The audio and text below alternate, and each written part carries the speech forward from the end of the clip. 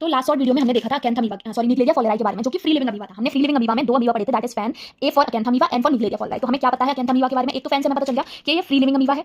दूसरा हमने पढ़ा था कि इसमें एंसेफेलाइटिस जो कॉज कर रहे थे, एंसेफेलाइटिस, प्राइमरी अमीबिक एंसेफेलाइटिस, मेनिंजोएंसेफेलाइटिस, वो तीन बैक्टीरिया कर रहे थे। कौन कौन से? एक तो निग्लेरिया फॉलेराई, दूसरा अकैंथामीबा और तीसरा था बालामुथिया। तो जो बालामुथिया था उसमें हिस्ट्री ऑफ स्विमिंग एब्सेंट थी, वहां पर हिस्ट्री ऑफ स्विमिंग नहीं थी, बाकी दो में हिस्ट्री ऑफ स्विमिंग थी। तो हमें पता चल गया अकैंथामीबा क्या है, फ्री लिविंग अमीबा है, इसमें हिस्ट्री ऑफ स्विमिंग मिलेगी, हमें हिस्ट्री ऑफ स्विमिंग मिलेगी। इसकी जो इन्फेक्टिव फॉर्म है वो क्या होगी? अमीबॉइड फॉर्म होगी। बाकी जो हमें इससे याद रखना है वो अकैंथामीबा के ए सी से याद रखना है हमें। ए फॉर अकैंथामीबा, सी फॉर ये कॉज करता है कॉन्टैक्ट लेंस केरेटाइटिस। तो कॉन्टैक्ट लेंस केरेटाइटिस ये कॉज करेगा, मतलब आईज को अफेक्ट करेगा, आईज के थ्रू इन्फेक्शन जाएगा ब्रेन में, अमीबा जाएगा ब्रेन में और वहां जाकर ये कॉज करता है प्राइमरी अमीबिक मेनिंजोएंसेफेलाइटिस। ये तो हो गया इसका ऑप्टिक रूट कि आंख के थ्रू ये चला गया, ऑप्टिक रूट। दूसरा है इसमें क्या है कि ड्रॉपलेट इन्फेक्शन से या फिर स्विमिंग, हिस्ट्री ऑफ स्विमिंग है इसमें, तो स्विमिंग के वाटर से ये कहां जाएगा? लंग्स में जाएगा इन्फेक्शन, लंग्स के थ्रू ये जाएगा, लंग्स से ब्लड के थ्रू, यानी कि ब्लड में कौन सा स्प्रेड होगा? Hematogenous spread. तो अगर हम इसमें मोड ऑफ स्प्रेड देखें तो दो मिलेंगे, एक तो ऑप्टिक रूट, दूसरा हेमेटोजेनस स्प्रेड। ये हमें याद रखना है। ब्लड के थ्रू ये जाएगा ब्रेन में और ब्रेन में जाके ये कॉज करेगा पीएएम, और इसको हम कहते हैं ग्रेनुलोमैटस एंसेफेलाइटिस। जो यहाँ पर एंसेफेलाइटिस मिलती है हमें, एंसेफेलाइटिस जो यहाँ पर हमें एंसेफेलाइटिस मिलती है वो प्राइमरी अमीबिक एंसेफेलाइटिस मिलती है और ग्रेनुलोमैटस एंसेफेलाइटिस मिलती है। तो अकैंथामीबा दो चीजें करता है, एक है contact lens, C for contact lens केरेटाइटिस,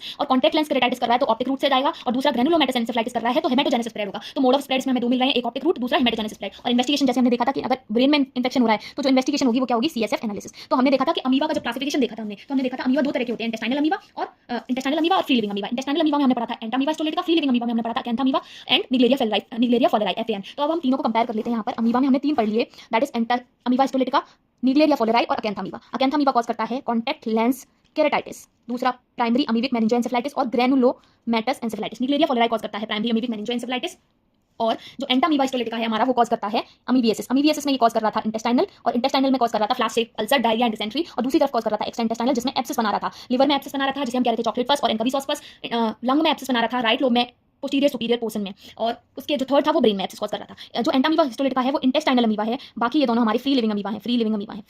इन दोनों में हमें क्या मिल रहा है? हिस्ट्री ऑफ स्विमिंग मिल रही है।